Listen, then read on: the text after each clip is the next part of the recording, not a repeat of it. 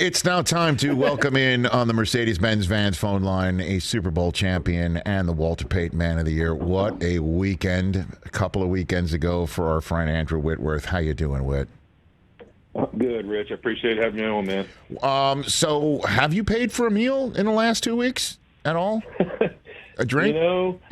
I have not. It's been hilarious. As an O-lineman, we don't get a whole lot of attention. So I get to kind of feel what it feels like to be a quarterback for a week or two. It's kind of nice. I like it. Last time I saw you, it was at the Great Craig's restaurant here in Los Angeles, California. I was celebrating Coop's 11th birthday. You were celebrating your first Super Bowl win. Kind of similar. And, except I didn't get a standing ovation when I walked in the door. You did, correct? That happened, right? That's right. It was that was pretty unbelievable. We took a bunch of the guys that we have a dinner club with all throughout the season that we always do, and it was really special for all of us to get in there and just feel a little bit of love from the city. Isn't that right? I mean, that doesn't happen in L.A. where you stand up for the Super Bowl champions. That's, as a matter of fact, hasn't happened since the Raiders did it back in the day here. What's that been like for you walking around town? Walking wherever. It's really cool. You think of how special it is to win a Super Bowl and all the people that are a part of it, but then when you start just going around and, grab a cup of coffee or drop my kids off at school or just any of those type things, and you realize how excited and happy and just how much it's made other people's day as well, it really starts to sink in on what a special accomplishment it is. So many people that it means so much to. It's just unbelievable and so rewarding just walking around and realizing, man, this is just good energy for our entire city and area, and everyone in LA just has a little bit of a standing a little taller, a little happier this week. Take me in the huddle here, Andrew Whitworth, with 6 minutes to go. Rubber meeting road. Last couple of offensive possessions, despite starting around midfield, leading to nothing. Running game not really working at all. And Stafford gets in the huddle with the rest of you, and what happened in the Super Bowl? It was unbelievable. You kept having those feelings that back to 18 when we didn't play as well as we wanted, in that game. And even though we had a good first half, and this one started to stall out there. And you kind of go back and remember that in that game, I felt like we got kind of down on ourselves against the Patriots and worried about the fact that we weren't having a good day rather than just find one drive and go win the game. And in this one, I thought we were able to really settle in, and Sean had a great, just called the offense over and listen, regardless of how anything's happened, you'll never regret just having the best drive of your life right here and going and scoring and finding a way to become Super Bowl champs. And sure enough, when we got in that huddle, you just felt that kind of calm and resolve from our group that we were just going to find a way to meticulously just move down the field and keep moving the chains and find a way to get in that end zone. And to watch it happen and be a part of it is just something I'll never forget. And what goes through your mind, Andrew Whitworth, when it's 4th and short and you're going for it and this is it? Like, this is definitely go time. You did have all 3 timeouts left, and it's entirely possible the defense held and you would have still had a chance to tie, not just win it with a touchdown. But the call comes in and it's a handoff to Kupp. What happens? Do you go, okay, this is it? Like, what do you got for me there? Well, you go through the week and you have all these, like, hey, just in situational football, we got a couple calls that we may call, and you don't think of 4th and half a yard for the chance to move on and have a drive to win the Super Bowl. Right. But that wasn't really the scenario we worked. But it was, hey, if we get 3rd and short, we get a 4th and short, here's a call we kind of like to just get that yard, simulate a quarterback sneak, and actually hand it off to the receiver. And so, Matthew and Coop did a great job of executing it. Everybody kind of sold the play the right way. And once you kind of felt us get that one, it was like, in most of the time for us, it's those drives where we kind of find a way to get a first down and we get in that rhythm. And Sean's so good at just calling it on the field after that, just never letting people huddle and keeping us moving. And so once we got that first down, we felt really good about our opportunity to possibly drive this thing down the field. Yeah, and the one moment for me when I was watching it, Andrew Whitworth, that I'm like, okay, this drive could really be the game winner, despite the stalling that I'd seen over the entire quarter to that point, was when you did cross midfield, that throw to Kupp over the middle, and you got into Bengals territory, not on just the edge, but you were flat out right there now. And then I saw 2 days later, that was a no-look throw by Stafford. Holy crap. That might be one of the greatest throws I've ever seen in the Super Bowl in that moment in my entire life. Did you know he threw that no look until days later, Andrew? I did not until later that night. He kind of told me we were together, but I didn't actually see the video until the next day or two. And it's just, it's just those two guys, man. I mean, I consider myself somebody who gets to the building pretty early in the mornings, and all through the season, Rich, these two guys every day. I'd get here at 6 o'clock, 6:15, 5:45, whatever. They're the first two cars in the lot. They're together watching film, watching tape, studying defenses, thinking of how they can kind of play off of each other. To see those two execute that in that moment, I mean, as cool as it is, it's not shocking. And it's not something that surprises me because the work they put in together and the relationship they really had from day one is, to me, it's just a testament of everything they've done and a proof to people, man, you put in the time and the effort and the energy, good things will happen for you. Walter Payton Man of the Year Award winner Andrew Whitworth. And that was, the Super Bowl, the capper of a weekend in which you win the award. What a beautiful speech, Andrew. Beautiful speech that you delivered that night. I don't know how you got through it, to be honest with you.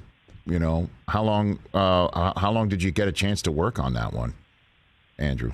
Really just going through the Super Bowl week, I didn't have much time, but we did have our Tuesdays, our normal day off in the NFL, and we kind of scheduled our whole week to kind of simulate an actual game week and make sure that it was pretty normal. And so Tuesday we were off, and I went to our breakfast club that we have every week and with Matthew and Coop, and when I left there, I went home and sat down at the house and just got a laptop out and said, you know what, I'm gonna go ahead and just think about this and say some things that I'd want to put down. So I wrote it out and felt good about it. My wife helped me, I'm not the greatest speaker in the world probably, so, I got a Louisiana education, but she helped me get my words correct, and it was great. I went out there and really didn't have to use the prompter and just kind of spoke it from the heart, the same way I wrote it down. So it was awesome, man. It was a really cool opportunity to get up there in front of my peers.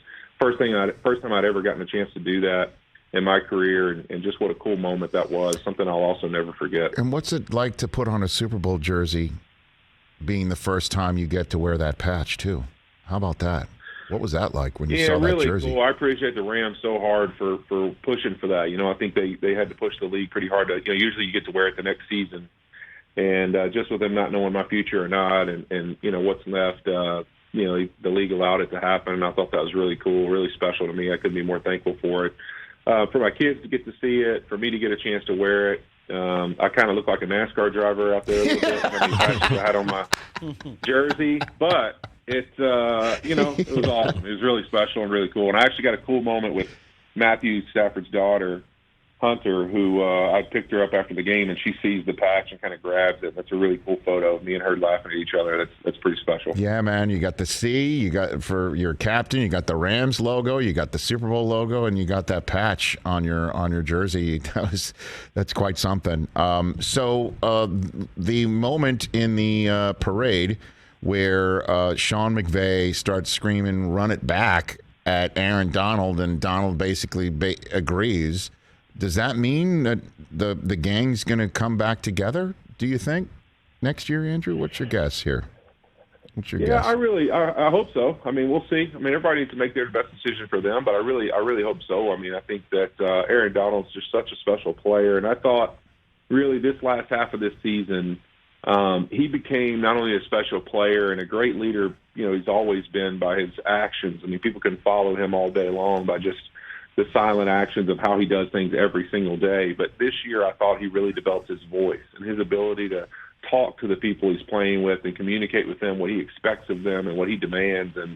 And I thought it really brought the level of play around him to a whole new level. And I think that is a really special trait to have in a human being like he is. And so, man, I would love to see him to continue and love to see that defense just elevate around him, and I think it really can. He could be a special leader in this league.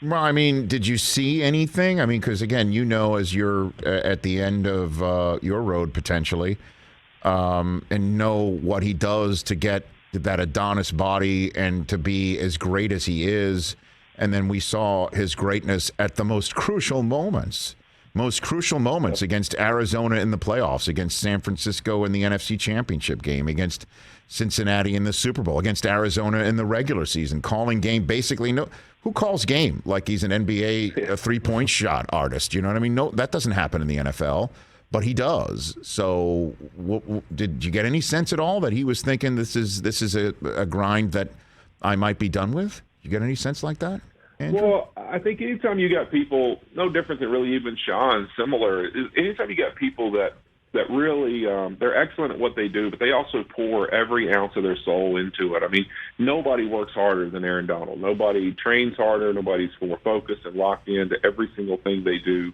It'd be physically impossible. And I don't think there's a lot of people that physically are able to train the way he trains and how hard he trains, how hard he pushes. I know, he's already training right now just because I know him well enough to know what he's up to and have seen him. And he's already training now, and he's just one of those guys that it's just rare. And so I think when you start to think, hey, man, what else is there for me to accomplish? I've been a multiple-time defensive MVP. I've now won a Super Bowl. I'm a Pro Bowler. I'm an All-Pro. I mean, I think you can start to think how much more of this can I put into the game, and maybe that's really where he was at. But this little time right here where he gets to step away and say, what's really important to me? How much do I want to cement my legacy in the NFL? I hope he continues. I hope he continues to do it because he's already probably one of the best that's ever done it. But I'd love him to just stamp it as there's no chance that anybody can say anything other than Aaron Donald, the greatest defensive player that's ever played. And then what about you? Is it true that Gretzky and you had a chat, Andrew Whitworth? Is that a fact? You and Gretz? Well, he was nice. He was nice enough to give me a holler after we won the NFC Championship and really the Super Bowl week and after. We live close to each other out here and have played some golf together. So he's somebody I've leaned on in the past, just asking him questions about playing at an older age and what it was like for him and those kind of things when he decided to retire. And so, he just sent me just being funny, he kind of said, hey, man, listen, you know what's even better than winning one is winning two. So, I get it. He's the great one for a reason. So we'll see what happens. But my favorite part of the whole conversation is he actually kind of was like, hey, man, I'm sorry to bother you. I just want to communicate. I'm like, you're the great one. I would never not answer the phone if you called. I'll drop my kids on the ground and pick up the phone. It's like, hey, the great one's calling. Get over it. Hey, the great one. Anyways, but no, it's he's a great guy, man, and been a great reference for me, and so I appreciate that that little nugget he threw out there to kind of change my mind a little bit if I am thinking about stepping it down. So when do you make your decision? What is this? Because what's your process? I think, Rich, it's one of those things that you're probably what? I mean, we're a week and a half from the game right now. I'd love to probably take another week or so, get myself a little closer to the new league year and just get a little removed and say, how does the body feel? What do I feel like is the next thing I want to chase? I'm somebody that regardless if I'm playing or not, I'm going to be chasing greatness in something else. So I want to make sure that football is exactly what I want to do. I think it's a discredit to your team and to your teammates to not be giving your full 100% heart and effort into something you're doing. And so if there's a way I can help them in this building outside of playing, if there's a way that I can be a part of the game outside of playing, or if it's on the football field with them, I want to make sure that whatever I'm doing, I'm fully into. And so I want to make that decision with a little bit of time away from the last game, and I'll do that. The Rams know that, and we're all on the same page. So I look forward to be able to sit down with the family and the Rams and make a decision here soon. Okay.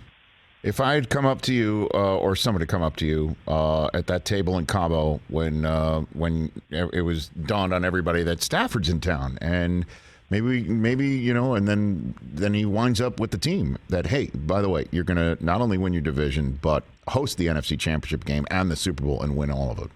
What would you have said, Andrew Whitworth? I would have told you were drinking too much tequila in Cabo. I bet. But yeah. I mean, it's just unbelievable. It really is. You look at it, it's crazy. I remember we actually played the Niners on a year to the date of the trade happening. Right. And I've actually got a cool photo of me, Matthew, and Sean taking a picture with Cooper. We were sending him a picture of us three together after the trade had gone down to just say hello to him. And it actually was around the exact same time that me, Sean, and Matthew were hugging right after the NFC Championship. A year to the date, wow. Which is just unbelievable to think about. And it's been quite a year. As Stafford said, it's been a kind of a wild 365 days. But it's been really special and one I'll never forget. Congrats. I told you that when I saw you. So well-deserved. Weddle, too, man. I mean, holy crap. What he did was insane. To go from the couch to 2 weeks later, 61 snaps against the Bucs, and then he's wearing the green dot during the Super Bowl.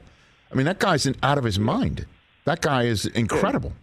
What he did. Tears his pec in the beginning of the game and stays in for the whole entire rest of the game. Crazy. He said he had the rest of his life, right, to nurse up his pec. So bless that guy, and congrats to you. Congrats to you and your family, Andrew. Let's stay in touch. I appreciate it, Rich. You got it. Thank you so much, man. That's Andrew Whitworth, everybody. Walter Payton Man of the Year award winner. Hey, you watched all the way to the end. Thanks for that. Watch more right here.